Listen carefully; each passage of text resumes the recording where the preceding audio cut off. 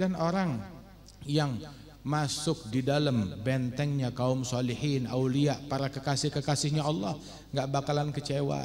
Itu dikatakan oleh Al-Habib Ali bin Muhammad Al-Habsyi sahibul Maulid Simtud Durar. Itu beliau bilang, man dakhal fi himakum la yakhaf wa man ta'allaq bikum adrak jami'at tuhaf. Barang siapa yang masuk di dalam benteng kalian para wali-walinya Allah, nggak bakal ketakutan, nggak bakalan risau, nggak bakalan khawatir apa-apa. Barang siapa yang punya hubungan batin dengan para wali-walinya Allah Subhanahu wa taala, maka dia akan mencapai segala kebaikan dunia dan akhirat. Segala harapan dia akan diberikan oleh Allah Subhanahu wa taala. Diajarkan demikian oleh Allah Subhanahu wa taala. Alhamdulillah kita orang Islam. Gerak-gerik kita diatur oleh Allah. Pakaian kita, Allah ngajarin cara kita berpakaian. Orang barat berpakaiannya niru siapa? Ngikutin siapa? Arahan siapa? Kita berpakaian, kita arahan dari Allah. Arahan dari Allah. Arahan dari Rasulullah sallallahu alaihi wasallam. Dan Allah taala mengajarkan kita untuk berdoa. Di dalam Al-Quran berapa banyak Allah Ta'ala menceritakan doanya Nabi Ibrahim, doanya Sayyidina Zakaria, doanya para nabi-nabi, doanya para wali-wali, doanya para nabi-nabi. Rabbana taqabbal minna innaka antas samiul alim wa tub alaina innaka antat tawwabur rahim. Di antara doa, Rabbana atina fid dunya hasanah wa fil akhirati hasanah wa qina adzabannar. Di antara doanya Ashabul Kahfi, Rabbana atina min ladunka rahmatan wa hayyi' lana min amrina rasyada. Doanya Nabi Adam ketika bikin dosa, ketika bikin kesalahan, Rabbana zalamna anfusana wa illam taghfir lana wa tarhamna lanakunanna minal khasirin. Subhanallah.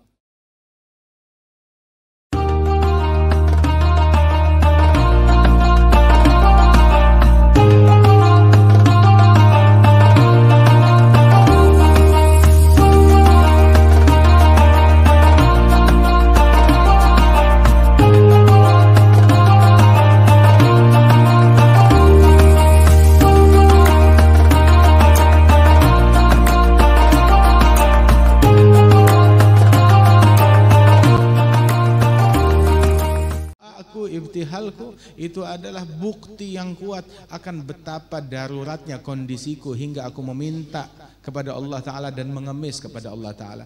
Kita pandai mengemis kepada manusia, ajukan proposal kepada manusia, meminta kepada manusia, mengemis kepada manusia, tetapi kita tidak pandai di dalam mengemis kepada Allah Subhanahu wa Ta'ala. Mengemis kepada Allah lebih daripada kita mengemis kepada makhluk. La tas'alanna bunayya adama hajatan fas'al ladzi abwabuhu la tuhjabu wallahu yaghdabu in tarakta su'alahu wa bunai adam hina sa'altahu yaghdabu.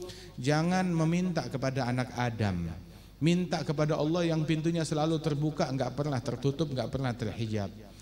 Allah murka, marah kalau kita enggak meminta kepada Allah Subhanahu wa taala. Anak Adam, manusia, makin kita minta, ya lama-lama dia marah. Sekarang masih ada senyumnya, 2 kali diminta senyumnya berkurang, 3 kali diminta mulai enggak enak mukanya, 4 kali diminta mulai ngomong yang tidak enak. Tapi Allah Ta'ala kalau tidak diminta, Allah Ta'ala marah kepada hambanya, minta, mengemis kepada Allah Subhanahu wa Ta'ala. Sehingga Rasulullah sallallahu alaihi wasallam berapa banyak doa yang beliau panjatkan kepada Allah Subhanahu wa Ta'ala. Dan Nabi kalau udah doanya Rasul sallallahu alaihi wasallam syamil kamil, li'anhu uti jawami'al kalim. Doanya beliau itu demikian lengkap dan sempurna, dan beliau diberikan oleh Allah Subhanahu wa taala jawami'ul kalim, kalimat yang singkat tetapi mengandung banyak makna. Sehingga Rasulullah sallallahu alaihi wasallam kalau berdoa atnaba fid du'a. Begitu juga Sayyidina Muadz bin Jabal dan beberapa sahabatnya Rasulullah sallallahu alaihi wasallam. Ada satu orang Arabi, satu orang Badui bilang kepada Nabi Muhammad, "Ya Rasulullah, la a'rif dandanatak wala dandanata Muadz." Saya enggak tahu qomat kamit yang kamu baca ataupun qomat kamitnya Muadz dalam berdoa. Sebab Nabi kalau doa panjang. Ini Badui ini orang awam, hidup di kampung, di desa. Dia bilang, saya nggak bisa tuh doa qomat kamit. Saya nggak paham apa yang kamu ngomong. Saya nggak tahu caranya Qomat kamitnya kamu dan qomat kamitnya Muadz ketika berdoa. Terus Nabi bertanya, "Famadza tad'u? Bimadza tad'u?" Jadi kalau kamu doa bagaimana? Bilang, saya doa ya cuma taunya as'alullahal jannah wa na'udzubillah minan nar. Saya minta surga kepada Allah dan berlindung dari api neraka. Cuma itu aja yang saya bisa. Maka Nabi Muhammad berkata, "Ana wa Muadz haulaha nudandin." Saya dan Muadz, qomat kamit kami yang panjang, intinya seputar itulah. Kami minta surga, berlindung dari neraka, enggak ada yang lain. Sebab doa yang keluar dari hati yang tulus itu lebih baik daripada doa yang demikian panjang dengan kata-kata yang muluk atau kata-kata yang panjang lebar. Tapi ketika keluar dari hati yang tulus, doa itu lebih bernilai di sisi Allah Subhanahu wa taala. Ada satu orang, dia berziarah ke makam Rasulullah sallallahu alaihi wasallam. Tatkala ziarah kepada Nabi Muhammad, dia doa kepada Allah, "Ya Rabb, hadza nabiyyuk habibuk. Wa dzak fil kharij iblis aduwuk. Wa ana abduk." Ya Allah, ini saya ziarah nabimu, Nabi Muhammad, kekasihmu. Di luar udah ada setan yang siap menanti saya, yang akan menggoda saya kelak. Dan aku adalah hambamu, saya adalah hambamu. Kalau engkau ampunkan aku, kekasihmu Nabi Muhammad akan bergembira, iblis akan bersedih, dan hambamu akan selamat. Tapi kalau engkau tidak mengampunkan saya, maka nabimu Nabi Muhammad, beliau akan bersedih, dan iblis musuhmu akan bergembira, dan hambamu akan celaka. Dan engkau lebih mulia daripada membuat kekasihmu bersedih dan musuhmu menjadi tertawa terbahak-bahak. Ada satu orang mendengar doa tersebut, malamnya bermimpi, katakan kepada orang itu dosanya udah diampuni oleh Allah sebab doanya yang unik. Doanya yang unik, doa seadanya. Bahkan ada satu orang lagi ketika dia berdoa kepada Allah Subhanahu wa taala, dia hadir salat jenazah. Tatkala hadir salat jenazah keluarganya, kebetulan di sebelahnya ada orang Badui dari desa, dari gunung, mungkin pas lagi Jumatan ikut hadirlah sholat jenazah. Udah selesai, malam harinya dia memimpikan keluarga yang meninggal dunia itu. Dia bilang, "Bagaimana keadaanmu?" Dia bilang, "Saya diampunkan dosa-dosa saya berkat orang desa yang sholat di sebelah kamu, berkat doanya dia." Akhirnya penasaran, dicari itu orang di pasar, masih ada. Bilang, "Kamu kemarin sholat jenazah sebelah saya." "Iya." "Kamu doa apa?" "Loh, saya nggak tahu cara berdoa sholat jenazah, saya nggak paham.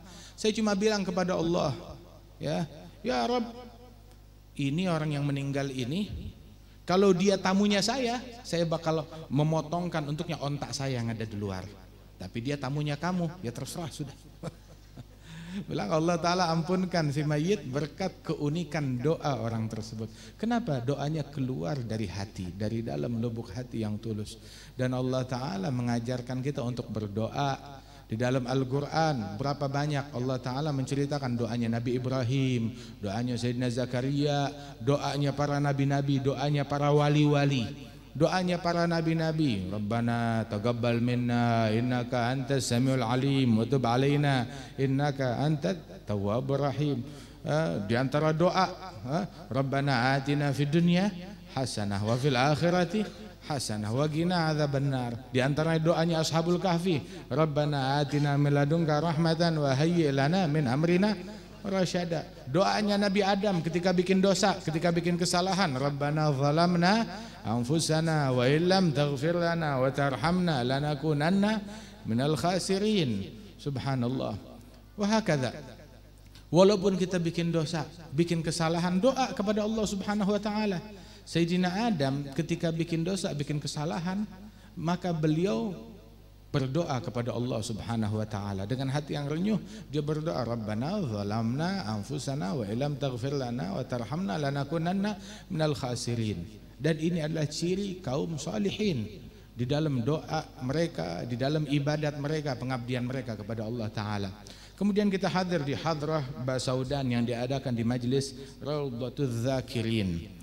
Hadrah Basaudan yang disusun oleh para ulama dari Sadatina Alil Bar dan juga oleh Habib Abdurrahman Al-Masyhur, yang didapatkan juga daripada guru-guru beliau seperti Syekh Abdullah bin Ahmad Basaudan ini, yang isinya adalah tawassul, isinya adalah doa, isinya adalah zikir.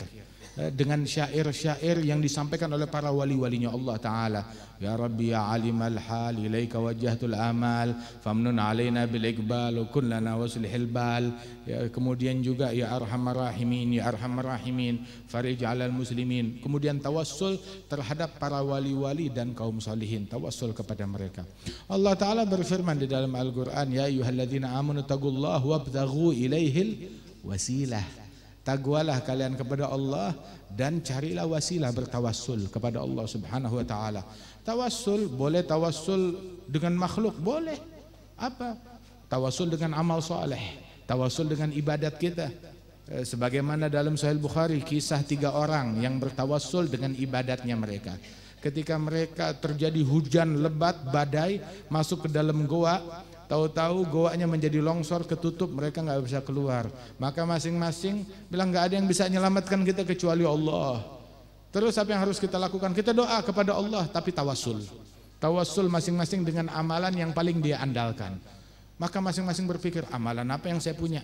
Akhirnya satu orang bilang, saya punya satu amalan saya yang paling saya andalkan. Apa? Saya punya ibu bapak, orang tua saya, yang mana amalan dia satu dari jenis kebaktian kepada ibu bapaknya. Apa yang dia lakukan? Saya nggak makan sebelum ibu bapak saya makan. Itu aja. Saya tidak makan, pokoknya saya pergi bekerja, pulang bawa makanan, anak, istri dan saya tidak boleh makan sebelum ibu bapak saya makan. Ibu bapak saya makan, dia sentuh dulu, sudah baru kita makan. Kalau enggak, kita tidak makan. Itu doang yang dia andalkan tiap hari. Sampai satu kali saya pulang terlambat bekerja, pulang ibu bapak saya sudah tidur. Makanan udah saya bawakan, mereka tidur. Anak saya kelaparan, istri kelaparan, bilang nggak ada yang boleh makan sebelum ibu bapak saya makan. Bilang bangunkan, enggak, saya nggak mau bangunkan mereka. Sampai mereka yang terbangun sendiri. Ini anak nangis begitu, memelas. Saya tidak kasih makanan, dipegang, dijaga itu makanan di atas kepalanya sampai ibu bapaknya terbangun baru diberikan. Ibu bapaknya makan baru diberikan kepada anak istri. Ya Rabb, seandainya aku lakukan ini untuk Allah Ta'ala, maka keluarkan kami dari tempat ini, dari goa ini. Terbuka pintu goa sedikit, tapi masih belum bisa keluar. Orang yang kedua, dia tawassul dengan apa? Dengan penjagaan diri dari maksiat. Apa? Saya ada suka kepada sepupu saya seorang wanita. Begitu. Dan saya mengajak dia berzina, tapi dia nggak mau. Sampai satu kali dia rupanya karena kebutuhan ekonomi datang kepada saya, meminta sedikit uang. Saya bilang saya berikan, tapi dengan syarat yaitu perzinaan. Maka karena darurat dia pun menyetujuinya. Kemudian tahu-tahu saat di waktu yang sudah ditentukan berkata wanita tersebut, ittaqillah la tafuddal khatam illa bihaqqih. Taqwalah engkau kepada Allah Ta'ala, jangan membuka segel kecuali dengan haknya. Itu kalimat itu bagaikan petir di telinga saya, di kepala saya. Langsung itu harta yang saya punya untuk membayar dia, saya bilang ambil ini, kemudian saya tidak jadi berzina, pergi. Ya Rabb, kalau saya lakukan ini karena Allah Ta'ala, keluarkan kami dari goa ini. Bergoyang lagi itu, terbuka sedikit celah tapi masih belum bisa keluar. Kan Al-Habib Ali bin Abdullah bin Syahab di antara 3 pelaku amalan tersebut yang paling berat buat nafsu, nah ini ya, ini yang amalan yang kedua ini, sebab meninggalkan kemaksiatan yang berat bagi nafsu. Sayyidina Al-Ghazali bilang, amma fi'l ta'ah yaqdir 'alaiha al-barr wal fajir wa amma tarkul ma'siyah la yaqdir 'ala dzalik illa shadiq. Mengerjakan ketaatan bisa dilakukan oleh orang baik ataupun orang jahat. Berapa banyak pencuri tapi tiap bulan pergi umrah? Berapa banyak yang kayak begitu? Akan tetapi tidak ada yang bisa mencegah diri dari kemaksiatan kecuali orang yang punya kesungguhan, kejujuran di dalam hubungannya dengan Allah Subhanahu wa Ta'ala. Adapun orang yang ketiga, dia tawassul, ya Rabb, saya dulu mempekerjakan orang-orang bekerja kepada saya dan saya gaji mereka sesuai gaji yang disepakati dari para pekerja tersebut. Rupanya ada satu orang, setelah dia bekerja saya kasih gajinya sesuai yang disepakati, dia rupanya nggak senang hati, ditinggalkan gajinya pada saya, dia nggak ambil. Maka saya simpenin, ini milik orang tersebut, walaupun dia masih belum mau menerimanya, saya simpenin. Terus saya jadikan itu modal, beli kambing, Taunya kambingnya menjadi beranak pinak banyak. Saya belikan sapi, sapinya beranak pinak banyak. Saya belikan unta, ontaknya beranak pinak banyak. Menjadi peternakan setelah bertahun-tahun. Peternakan kambing, sapi, onta. Sampai satu kali itu orang datang kepada saya, bilang, mana uang saya yang dulu? Yang dulu saya nggak ambil. Bilang, uang kamu yang dulu kamu ambil, nah ini peternakan ini, nah itu uang kamu. Bilang, kamu jangan mengeledek saya, jangan mengolok-olok saya. Walaupun saya miskin, dia bilang, saya nggak mengolok-olok kamu. Uang kamu udah saya modalin, jadilah peternakan ini. Saya kelola, jadilah peternakan ini. Maka dia ambil itu semua ternak, dibawa semuanya, nggak dia sisakan sedikit pun. Wala dia bilang terima kasih. Tapi saya bukan mencari terima kasihnya mereka. Saya mencari ridhonya Allah. Kalau memang saya lakukan ini karena Allah, keluarkan kami dari sini, maka terbuka pintu goa, semuanya mereka lolos. Itu ulama bilang, Al-Habib Ali bin Abdullah bin Syihabuddin bilang, mereka tuh ketika kepepet, masing-masing bertawasul dengan amalan yang mereka punya. Ini cuma punya satu, ini ada satu, ini ada satu. Nah kita sekarang, kalau kita dalam kondisi begitu, amalan apa yang mau kita ajukan kepada Allah Ta'ala? Kita seperti nggak punya amalan apa-apa. Karena Al-Habib Abdullah bin Hasan bin Tahir tadi dalam qasidah, dalam doa munajat penutup daripada Hadrah Basaudan, itu beliau bilang, ya Rabbi ma ma'na amal wa kasbuna kulluh zalal lakin lana fika lamal tuhyil 'idham maramah. Ya Allah, saya enggak punya amalan apa-apa, kerjaan saya cuma bikin dosa aja, tapi saya punya harapan kepada Allah Subhanahu wa taala. Inna li fillah amalan tawilah wa dhununan hasanah fihi jamilah laysa li fi naili ma arju wasilah ghaira tahal mustafa zainul wujudi. Harapan kita hanya kepada Allah Subhanahu wa taala. Prasangka baik kita kepada Allah, Allah nggak bakal mengecewakan kita yang hadir di tempat ini. Kita tamunya Allah. Sebab orang yang berzikir, Allah Ta'ala bilang dalam hadis qudsi, ana jalisu man dzakarani, aku menjadi teman duduk orang-orang yang berzikir kepadaku. Sebagaimana kita boleh tawassul dengan amal ibadat, kita juga boleh tawassul dengan aulia wassalihin. Boleh tawassul dengan para nabi-nabi. Loh, itu kan makhluk. Amal ibadat kita juga makhluk. Salat kita makhluk, puasa kita makhluk, zikir kita makhluk, sedekah kita makhluk, haji kita makhluk. Begitu juga semua makhluk. Boleh kita bertawassul. Dan ketika kita bertawassul, kita nggak beranggapan mereka ini adalah Tuhan yang kita tawassul. Enggak, mereka semuanya makhluk. Wallahu khalaqakum wa ma ta'malun. Dan Rasul sallallahu alaihi wasallam ketika pergi ke masjid, beliau doa tawassul. Apa? Allahumma inni as'aluka bihaqqi sa'ilina 'alaik wa bihaqqi raghibina ilaik wa bihaqqi mamsyaya hadza ilaik. Fa inni lam akhrij asharan wala bataran wala riya'an wala sum'atan bal kharajtu ittiga'a sakhatik wa ibtigha'a mardatik. Fa as'aluka an tunqidhani minan nar tudkhilani al-jannah taghfir li dhunubi fa innahu la yaghfiru dhunuba illa anta. Nabi ngajarkan doa tawassul yang semacam ini. Tawassul kepada para pendahulunya. Demi aku bertawassul dengan berkat orang-orang yang pernah berdoa kepada Allah, orang-orang yang semangat di dalam beribadah kepada Allah Ta'ala. Bertawassul dengan amal soleh, jalan dan langkah kakiku menuju masjid. Subhanallah.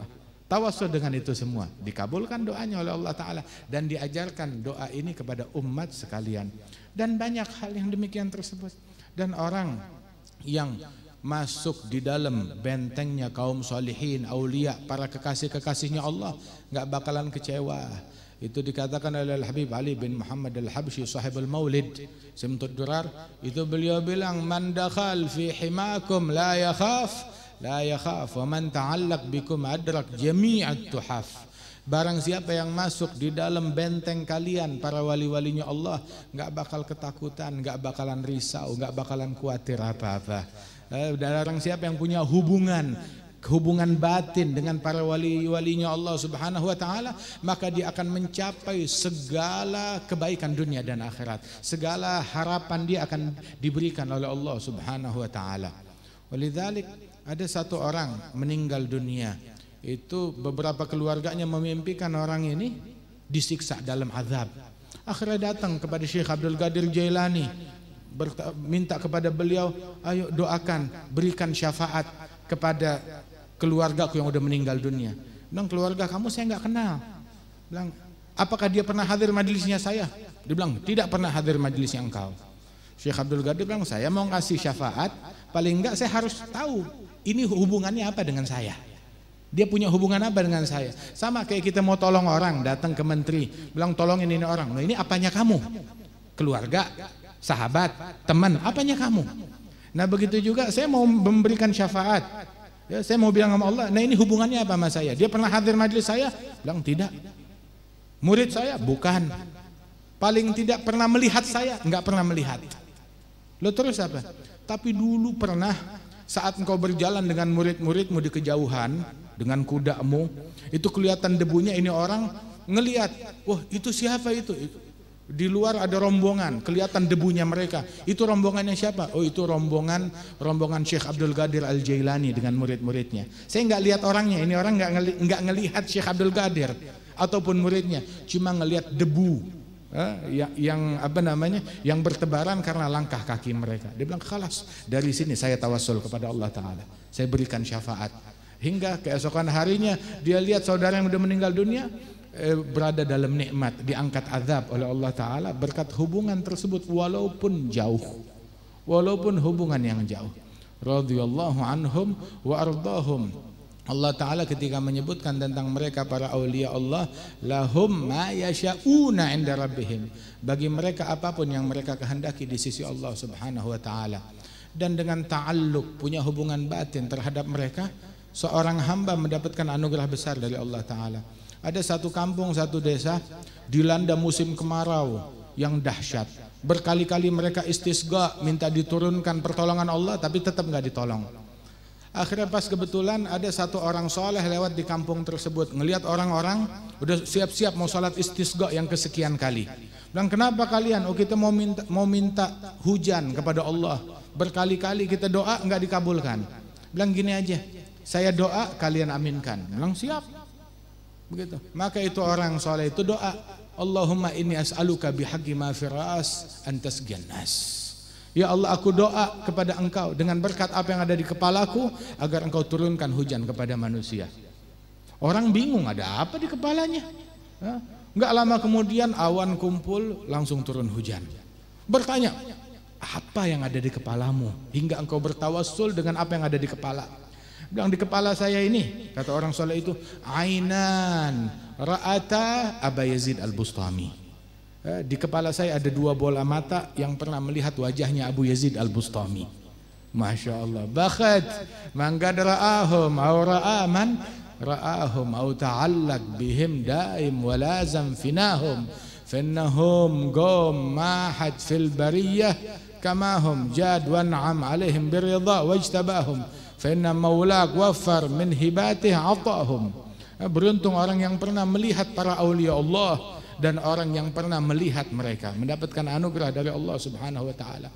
Dulu ada satu orang, kebetulan dia ini pekerjaannya sebagai hakim, qadhi, memberikan vonis di pengadilan. Ini bersalah, ini benar, ini harta punya ini. Dia memvonis ya, dengan penanya dia. Kemudian ini orang dia taubat, dia tinggalkan itu semua, dekat kepada sahib ratib Al-Habib Abdullah bin Ali Al-Haddad. Ketika dekat kepada Imam Al-Haddad bertahun-tahun, itu dia punya penyakit.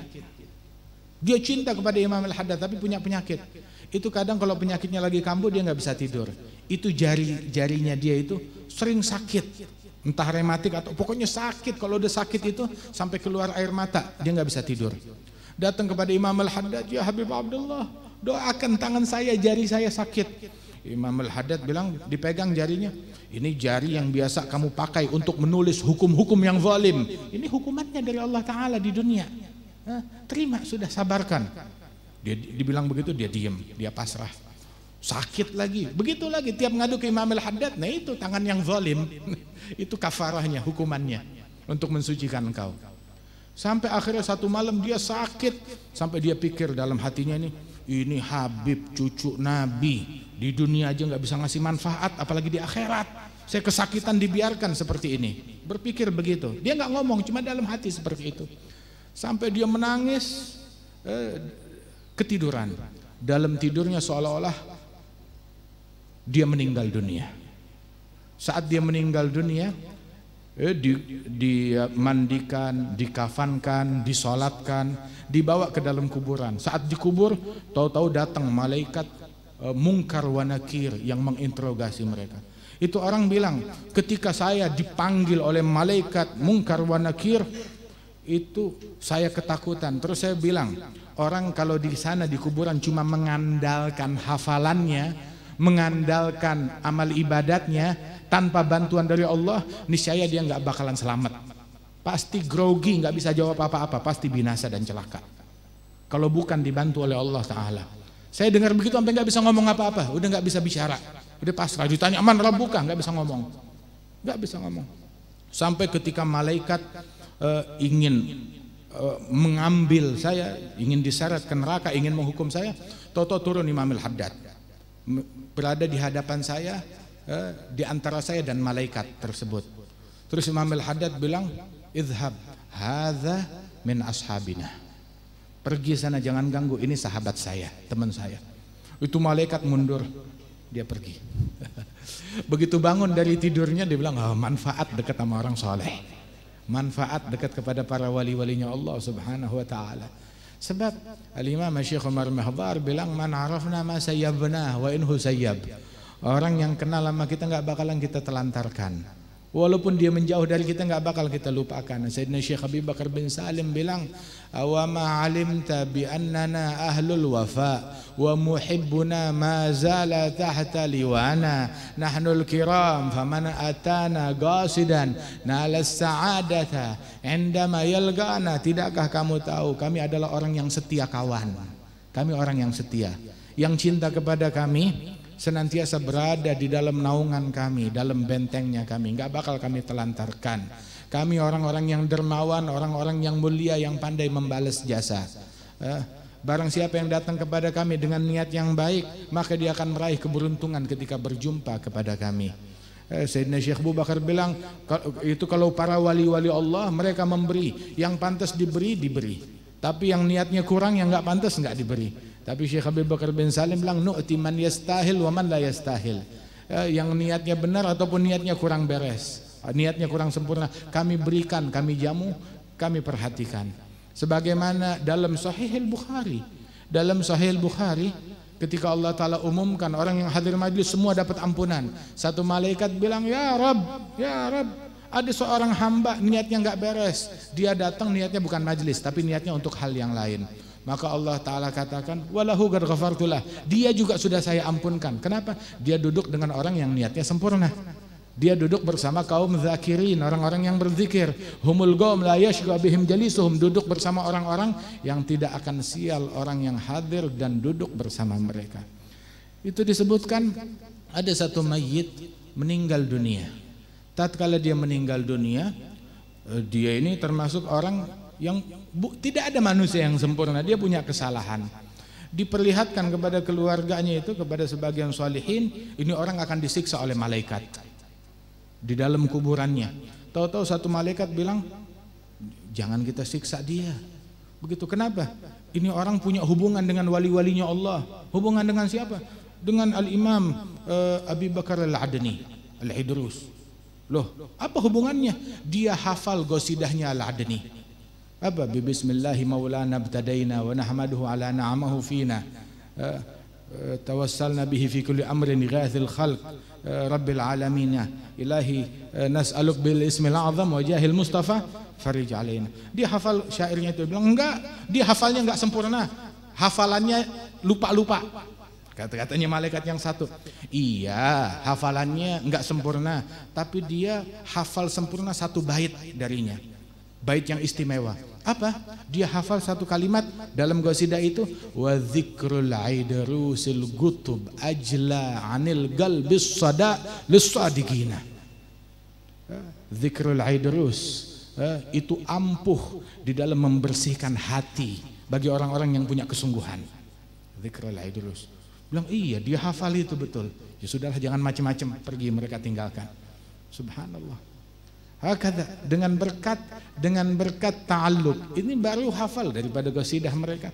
Ini kita baca berapa banyak daripada syair mereka, daripada doa mereka, daripada tawassul mereka. Wallah, manfaat.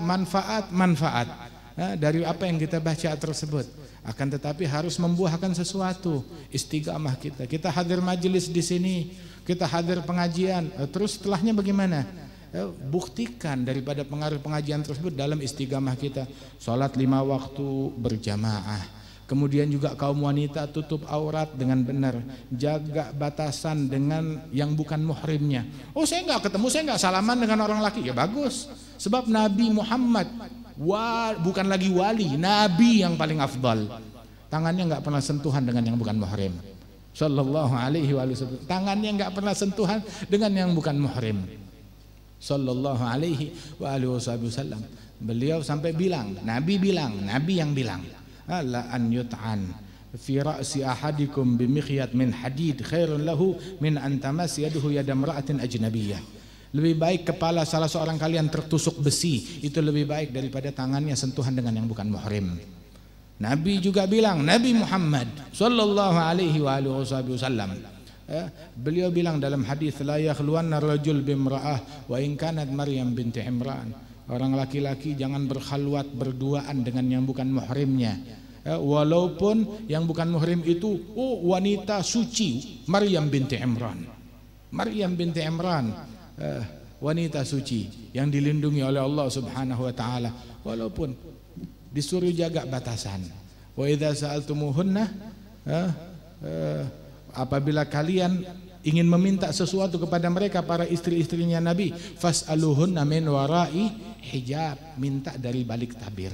Diajarkan demikian oleh Allah Subhanahu wa taala. Alhamdulillah kita orang Islam, gerak-gerik kita diatur oleh Allah. Pakaian kita, Allah ngajarin cara kita berpakaian. Orang barat berpakaiannya niru siapa?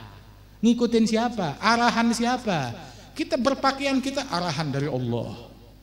Arahan dari Allah, arahan dari Rasulullah sallallahu alaihi wasallam. Tapi sebagian orang walaupun dia nggak ngucap, dia bilang, udah deh Allah jangan campur cara kita berpakaian, biarin kita mau pakaian semaunya kita, Allah jangan ikut campur. Nabi Muhammad jangan ikut campur, saya mau pakai baju kayak bagaimana. Nabi Muhammad jangan ikut campur, Allah jangan ikut campur kalau saya bikin pesta kawinan, bebas, jangan campur, jangan ikut-ikutan. Saya udah sholat udah bagus, saya udah puasa udah bagus, jangan campur. La udkhulu fis silmi kafah. Jalankan keislaman secara totalitas. Kita mengabdi kepada Allah Ta'ala. Allah Tuhan kita, bukan di masjid doang. Di rumah Allah Tuhan kita, di jalan Allah Tuhan kita, di dalam kegembiraan Allah Tuhan kita, di dalam kesedihan Allah Tuhan kita. Oh, Allah Tuhan kita kalau ada acara kematian. Tapi kalau acara kawinan, Allah minggir dulu. Allah minggir dulu. Kenapa? Saya punya bisnis sama setan. Setan mau kasih usul, mau kasih ide, Allah minggir dulu, Nabi minggir dulu. Waliyadzubillah min dzalik. Jalankan syariatnya Allah Subhanahu wa taala secara benar. Ta'araf ila Allah fi raha ya'rifka fi syiddah. Kenalan, mendekat kepada Allah ketika kita lagi senang bahagia. Saat kita lagi kepepet, lagi sulit, maka Allah akan mengenali kita. Allah nggak bakal melupakan kita.